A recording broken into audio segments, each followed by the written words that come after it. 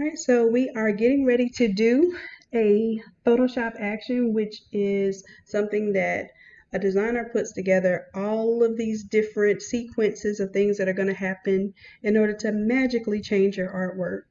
And I used to be intimidated by these things, but now that I understand how they work, they are so cool and they're so easy to use. We're going to start off with an image that has already been masked, and there will be a video showing you exactly how to do this from start to finish. Right now, what I'm doing is making sure I have enough space around my artwork and making sure my artboard is big enough.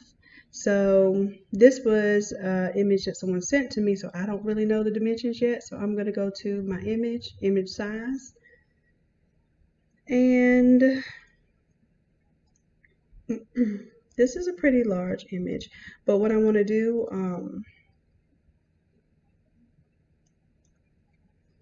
I want to do 150 DPI, and I'm going to go by inches just because I know what I'm going to print this as. So I usually print 13 by 19, and my resolution at 300. I'm going to say OK. This actually shrinks the image down a little bit, which is fine because that's exactly what we need in order to print it. What I will do is I love to have, when I do these actions, I like to have my canvas size be bigger than my image, and that's because sometimes it does some crazy stuff on the outside, and I hate when I have to cut the cool effects off with a straight line of the page. So I'm going to go to canvas size, and I'm going to make this canvas oversized. So instead of 13 inches, I might tell it that I want it to be 18 inches high, and instead of 17 wide, I'm going to tell it I want it to be 20 wide. And all it does, it doesn't change my image size, it only changes the canvas. So let's zoom in, see what we're working with. Now for the action, you're going to always need a brush layer. What the brush layer does is it represents where the action is going to look to apply the effect. So we have a few things we need to do. One, I'm going to go ahead and get rid of this little contrast background layer. We will not need that. Delete it. I'm also going to need to, I'm going to duplicate this layer. And if it's something that I want to save, like I want to save my little cutout, I just feel like I did a lot of work and I want to save it. So I will name it something like ZZZZZZ, just so that the action doesn't try to pick it up and use it. Because if it's named something like layer 1, the action may have a command in it that says take layer 1 and put paint splashes around it. But if you already have a layer 1 there, it will cause an issue. So you want to make sure that your layers are layered appropriately. And I read through this action. Matter of fact, the action is on here. And you can create your own actions too. I just created some to make brushes and that sort of thing. Let's see, we're going to do dripping gold is the action we're going to work on. And if you're really interested, you can read all of these steps and you will understand what an action really is and why it does save you a little time. These are all the steps, and this is literally going to play through these steps. The first steps that are important to me to understand how I need to set this up is, what is it looking for to modify? It's looking for a background layer. So we're going to make a background layer. So I will take that ZZZ is what I'm just keeping. I'm going to go ahead and click on this mask and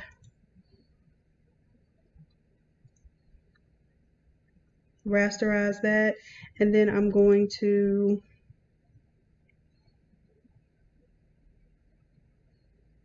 I want to apply the layer mask. There we go. Apply the layer mask. So I had to select directly on the black and white mask. So I turn it into a bitmap mask just to apply it. So now it's all merged. It's not that really nice vector capability anymore, but it is a clean cut image.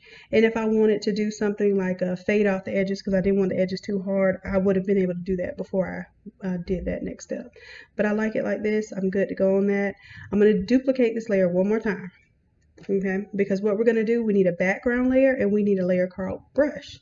You have to check your actions because sometimes brush is going to be capital and sometimes it's going to be lowercase. I'm looking right now, and when it looks for a brush, it's going to look for a lowercase brush. So I'm going to immediately double click on this name and name this layer lowercase brush. Now it also requires you to have a background layer. So I'm going to take this background layer, go to layer, new, background from layer. So it's considering the layer I have selected, and it's going to make the background be from that. So if I take all these away, I have, and I'm going to go ahead and disable what my ZZZ looks like. That's just going to save that for me, and you'll see that later. So I have my brush. The brush is not quite what I need it to be yet. And then I have my background. So on my brush layer, the brush is thinking it's going to be a solid color. It doesn't matter what that color is, but how I like to get to doing it, most people will take a brush, and I have a paint splash brush selected here, so I might choose my hard round brush. And then I can right click, pull the brush size down, and they will literally paint on top of the image. I mean, with the background in it and all. And that's cool because sometimes you don't want it to be a really, really clean effect. You want it to have some kind of effect where it may brush over certain parts of the images and not others. This is all dandy, but I have a little shortcut for this. Most times I already have my person cut out anyway. So I'm going to go to edit, undo that brush tool. That's not how I want to do it. I'm going to right click on brush and, I'm going to go to my layer effects while I'm on the brush layer, and I'm going to do a color overlay. That color overlay is set to normal, so it's going to be fully opaque, and it's going to be whatever color I choose. Like I said, it doesn't matter what color you choose. So right now, I just have a color lay on top of the image. What I want to do is make this whole layer be that color. So I'm going to right click and just go to rasterize the layer style. And now that is my brush layer. So without me having to literally paint all the details of where I want it, I have a new brush. So that will be our brush layer. We now have our background. I'm going to go ahead and activate the background. Then we have our brush layer on top, and then we have my little stuff that I just want to keep. We're ready to get started with this action. So let's go ahead. You won't be able to play the action from the beginning folder. You have to drop down to the next layer where the action starts. And if you go ahead and expand it, yours might not be expanded. It may look like this. I expand it because I like to see what it's running through. Now the problem is you can't do anything else in Photoshop while it's running in action. So go get you a cup of tea, or you may be like me and they're really nerdy and want to see how these things are running through the action steps, and that's fine. So we're going to get this going by hitting the play button down here, and hopefully we have everything in place to where we have no issues. And as you can see, it's moving through, and you can see what's highlighted. It's making different channels, it's making multiple layers, it's adjusting those layers. Eventually it will be adding brush strokes along different paths. At some point in time, I would love to be able to make my own actions. That's one of my goals. But for now, I'm still amazed with just what this can do. And I will link the action in the description too. I'm making little notes of what I need to do for you. So I need to link the action, and then we'll link the cutout video.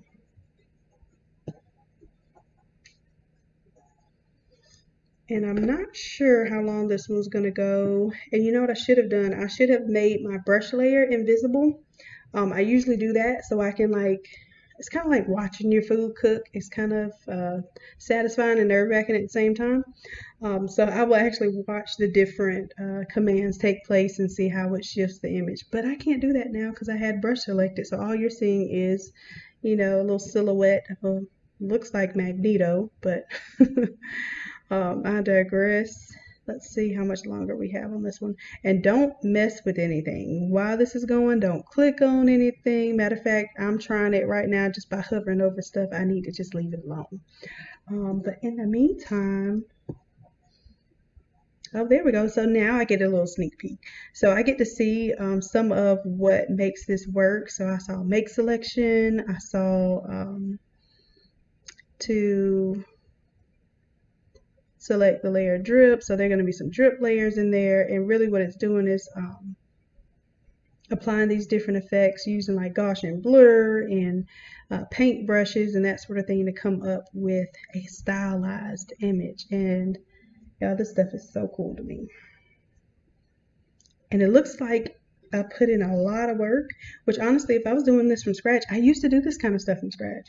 And it is a lot of work. But once you can do it and you can kind of, set it and forget it, Sometimes you get a desired effect and sometimes you have to tweak it quite a little bit. But I'm going to let this play because I want y'all to see what it looks like playing. Forgive me if it just makes the video longer than necessary, but at least you get an idea of what this whole action thing does.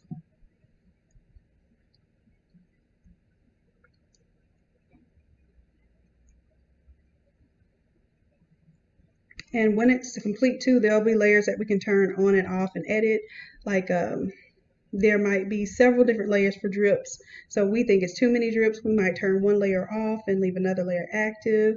We might reveal more of the original photo so that we have more of the flesh or the uniform color showing versus making it look completely gold. But I feel like the kids will really like this action and setup because the whole drip theme and everything is really popular right now. And I think this would go well for basketball too because they do a lot of the splash type themes.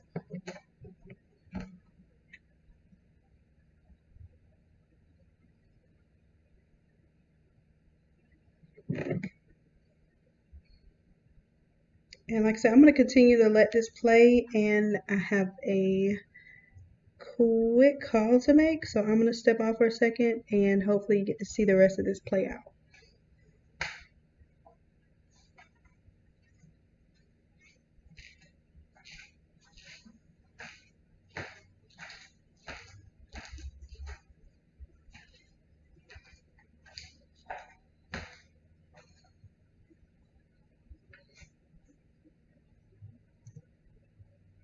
So I'm back, and we can see what our drip effect did for us. And I'm going to pull you through some of the layers. I'm not going to play with absolutely everything here. I'm just going to do what it takes to get the desired effect that I like. And I do want you to see my ZZZ file is still there. Yay!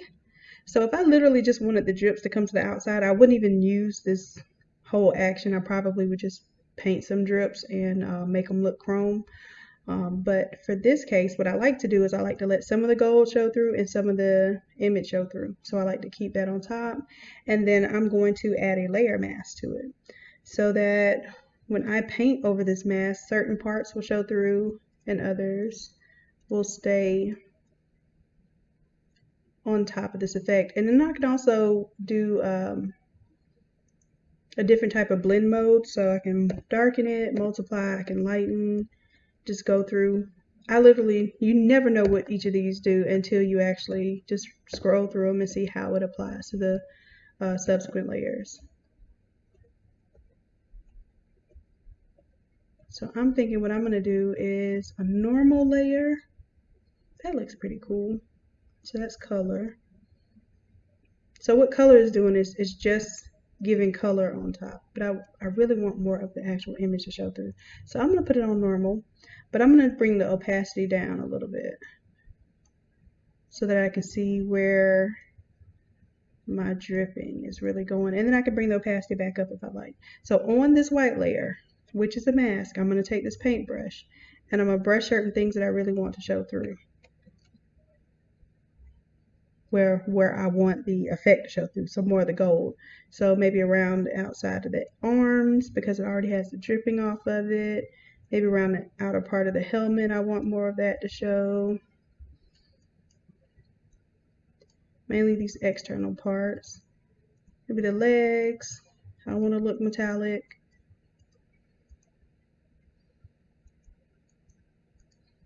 Like I said, the arms, makes them look a little bionic. And then let's say I did the shoes and I'm like, I don't know, I don't know if I like the shoes gold. Matter of fact, I'll paint the whole thing with the black. And the black right now has low flow and low opacity. So let me turn the flow all the way up to 100 and the opacity all the way up to 100 and just cleanly go over this whole thing. And I think it's actually easier to have taken that whole layer and filled it with black. That's what I should have done.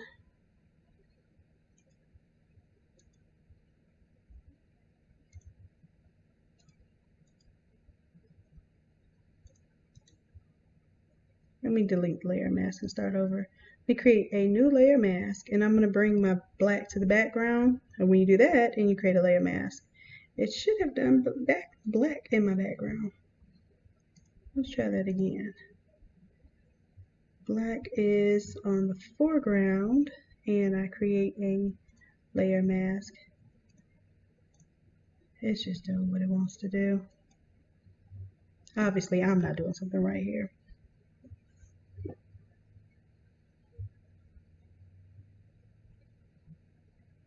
Choosing the foreground color. Oh, my foreground color is white. Duh. Yeah, it's been a long day already.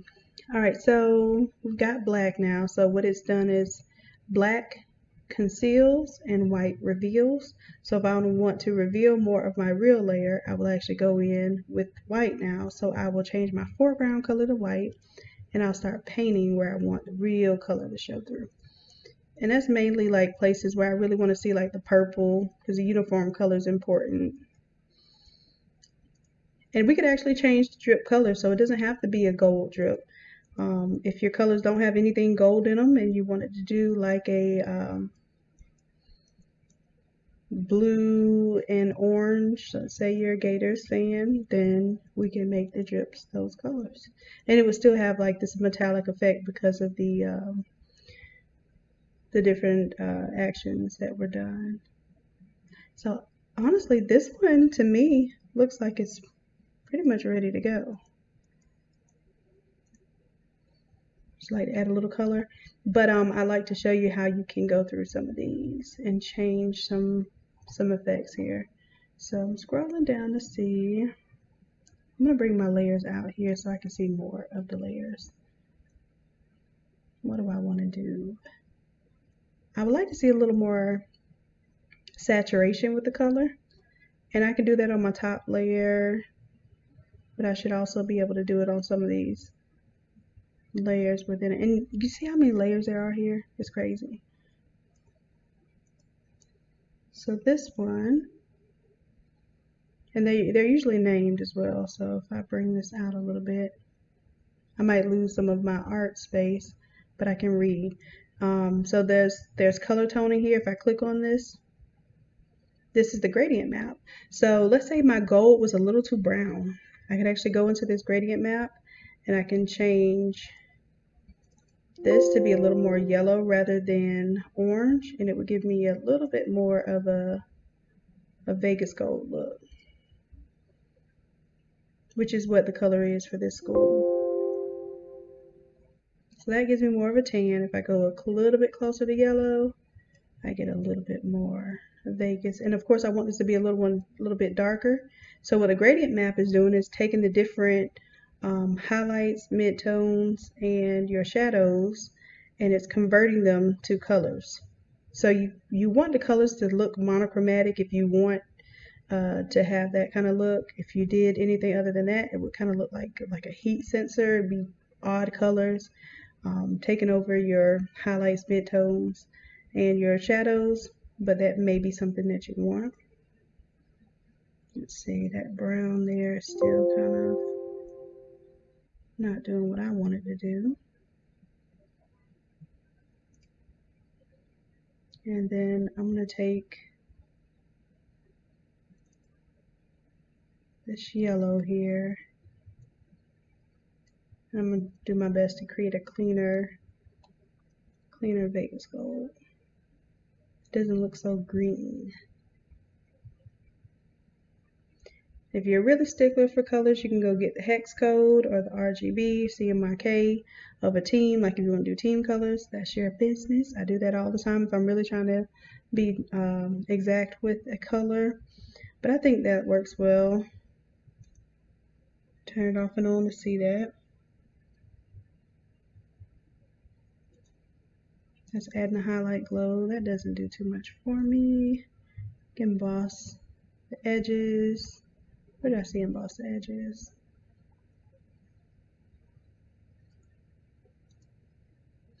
You can play with each one of these layers. I think what I'm going to do, know if I want the wavy edges. I think they look good. They look like it's really dripping. And then I'm going to take the background color off because I want, and I'm going to also take the whole background off because it has my image in the background.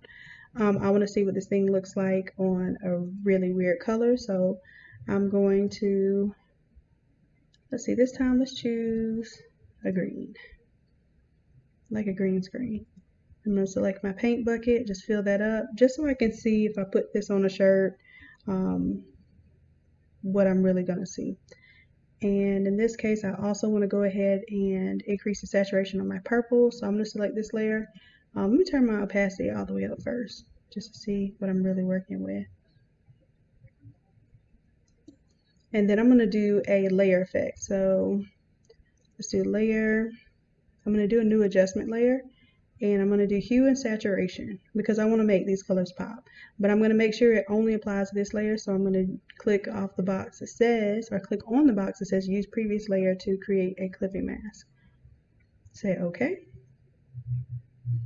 And now I can play with this in a master layer, and it's going to change colors as we go. You can really have fun with this as far as changing uniform colors and that sort of thing. I'm going to undo all that, and I'm just going to work with the magentas because I believe that purple is magenta. And the way that I tell if it has the color in it is I crank the saturation all the way up, and I see a little bit of purple if you look at that purple changing to blue. So that's not really our main color. Our main color is probably the reds for the purple. So now I'm going to crank up that, and I can see for the skin tone and for the jersey color, but that's not really what I want. I'm going to let the skin tone stay gold. What I want, let's see if it's cyan or blue. It's changed. Blues. There we go. So our computer thinks that purple is blue. And that happens a lot of times with photos, and honestly it happens a lot of times when you're printing sublimation too. So I'm going to crank up saturation just so I can make sure it is nowhere near blue. I want it purple, more like a royal purple. But in this case, I want the purple to really pop, so I am intentionally cranking the saturation up, and then I'll bring it back down after I get it to where I want. But I initially crank it up just to see what is it changing. For the yellow is a little yellow for me, so I might want to make it a little more gold. So I'll choose the yellow layer. And like I said, crank it all the way up just so you can see what it's changing. And I want it to be a little more gold. And so I will change it to go a little more towards orange, but I will also bring the saturation down because I want it like a Vegas gold. And Vegas gold is, you know, almost closer to a gray than it is a pure color. So the more I bring the saturation down, it makes it completely gray. When I bring it up, it changes the intensity of that color.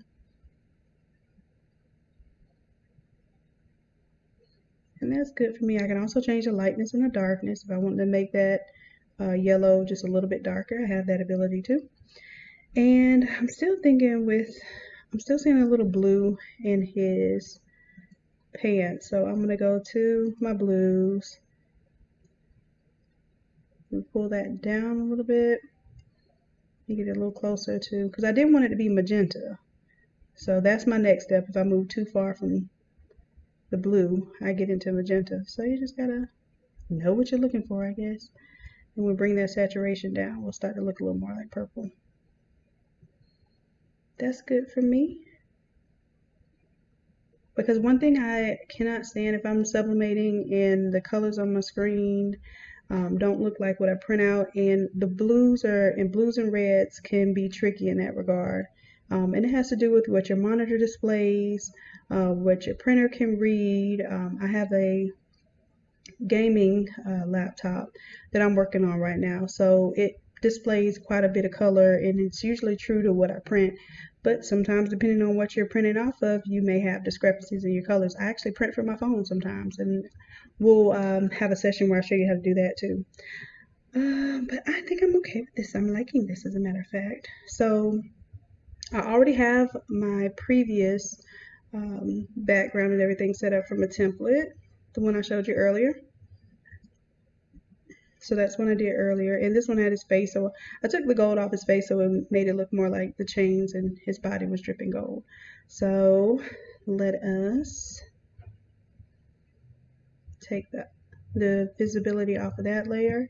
I'm going to go back to the image I was working on, and I'm going to group all of this. So I already have the top layer selected. I'm going to now hold down Shift, select everything except for that background. I'm going to group it. Now I don't want to start bringing all of these things, and also I need to turn this vignette off. You see this dark color around it? Because I don't want that to print. Do not want that to print. So that's where my vignette is. I'm turning that off.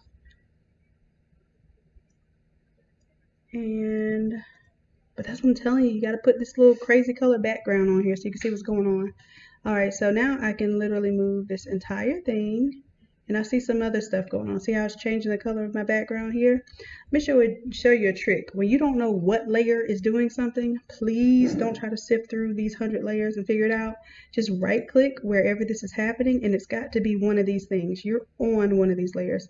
So either it's layer 1, and it's not layer 1 because of course it's on top of it.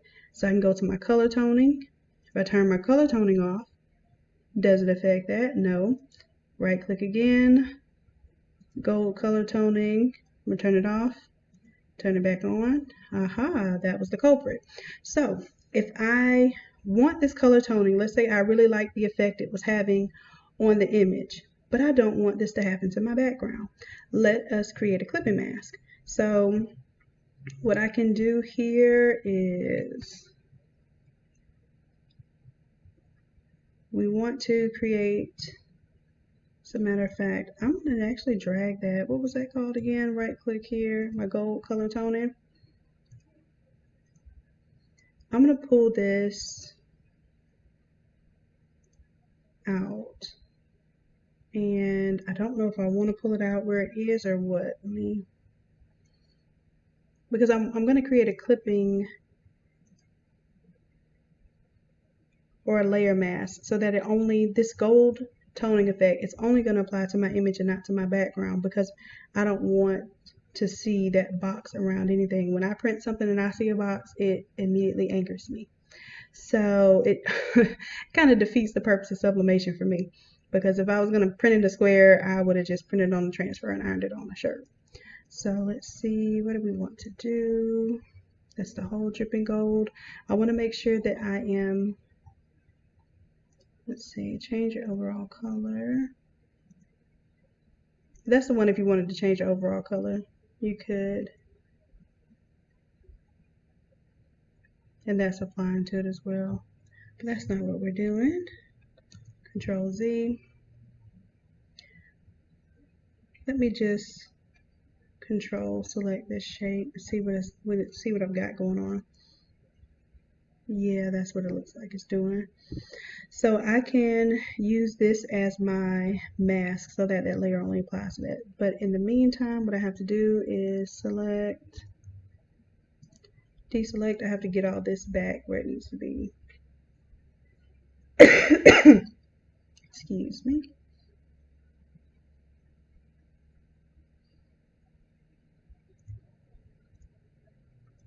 It says I can brush color on this layer. Hey, let's see what that does if I brush color on this layer. This is a mask for the paint drip, so this is exactly what I was looking for.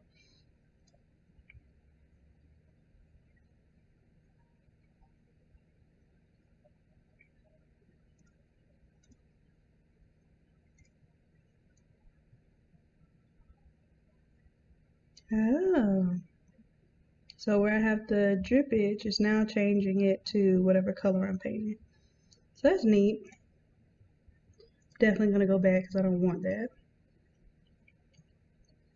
Alright, and we got to wrap this up because this is for a client that is wanting the shirt for a game today. I'm just using this as an opportunity to show you how you can play with Photoshop actions as well. So let me go ahead, quit playing, hold down my control key. I'm going to select this here.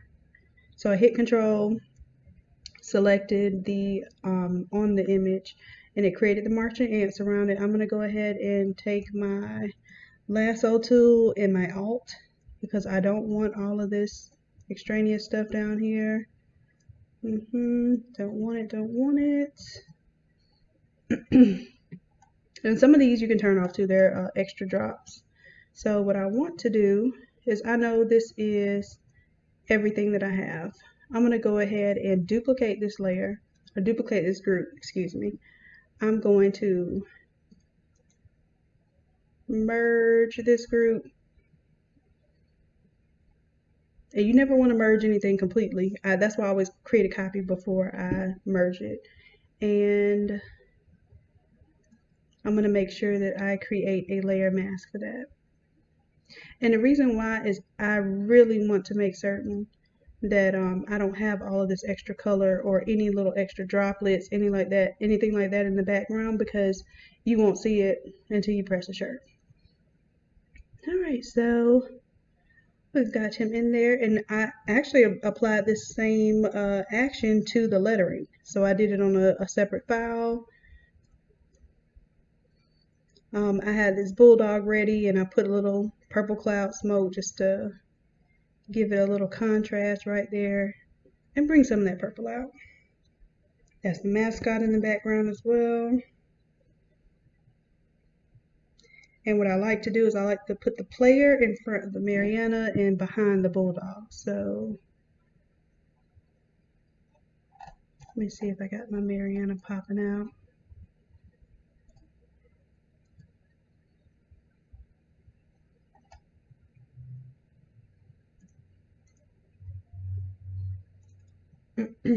So we're going to label this as Mariana Bulldog Dripping. And then this one is going to be the photo. That's our background.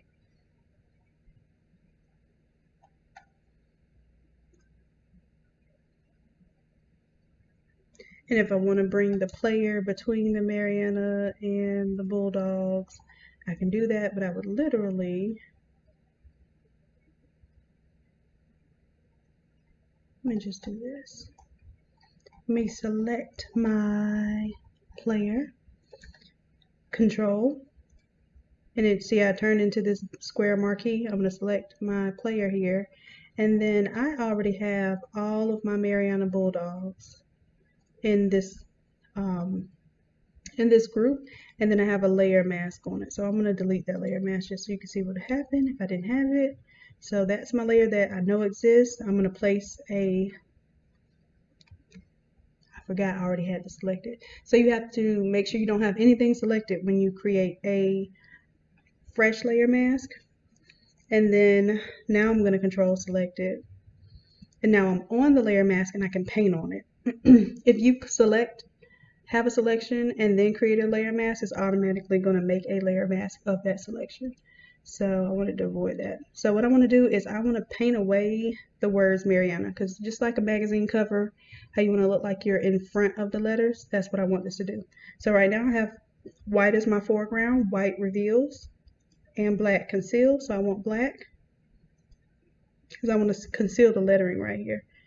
And literally, I know it's not a huge thing, but it makes a difference to me when there's an effect that I want. So I literally just painted within this mask that I have selected. Now I can deselect and see. Now this has to be the final place where I was going to put him, because if I move him, guess what? I only painted over the part of the mask where he was. So I would do that part as a last step. But that's how you would do like your Sports Illustrated looks and that sort of thing. But that is it, guys. That is the final design. I'm going to go ahead and proof this to the customer and print it. On the back, we're just doing names and numbers. So as a matter of fact, let me turn off my background because I like to save these as PNGs. And if I just want to save it real quick as a PNG, I just go to export, quick export as PNG.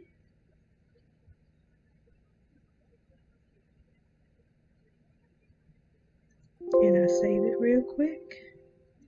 this is a new one, so I'm going to put this as player number 41. And I'll be able to upload this online to the website, proof the customer, and get this one ready for pickup before the big game today. So I hope you all enjoyed this tutorial. If there's anything else that you need, if I get a request for any of these tutorial files, I can make them available for purchase. I just didn't want to do that for every single tutorial because I hope to do one every single day.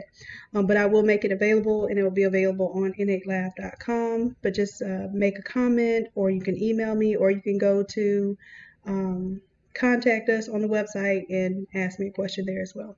So I appreciate your time and I appreciate your creativity. I would love to see what you come up with, so please share and subscribe. Talk to you later.